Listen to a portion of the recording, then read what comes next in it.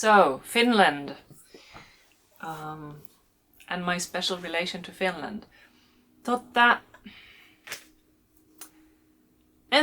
En oikeasti osaa selittää miksi tai mistä syystä, mutta mä aina tunnen itseni tervetulleeksi, kun tuun Suomeen. Ja ennen kaikkea Helsinkiin.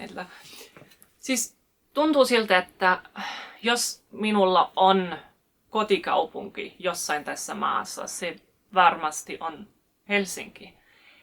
En osaa selittää siitä. Kai se on niin, että mä asuin Helsingissä vuosi, kun olin Erasmus-vaihto-opiskelija.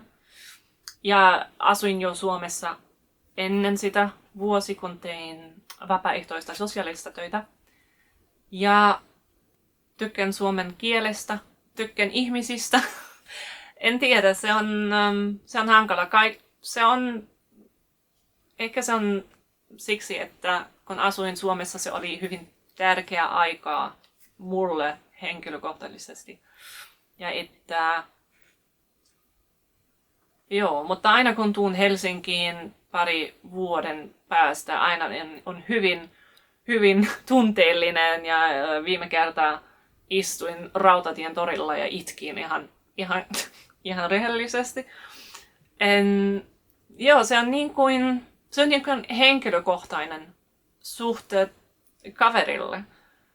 Ja aina rentoudun, kun pääsin Helsinkiin ja olla suomalaisten keskellä ja vain nautin. Myös Helsingissä, kun on Helsingissä, meri on aina lähellä ja se on niin tärkeää mulle, että luonto, niin kuin myös sellaisessa isossa kaupungissa kuin Helsinki, että luonto on aina lähellä.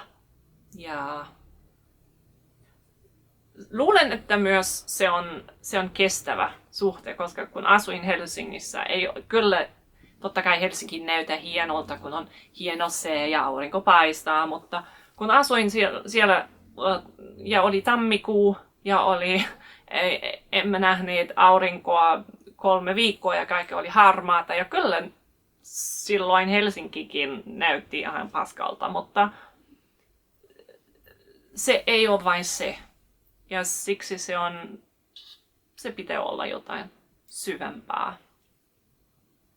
Joo. Ihana. Menkää sinne.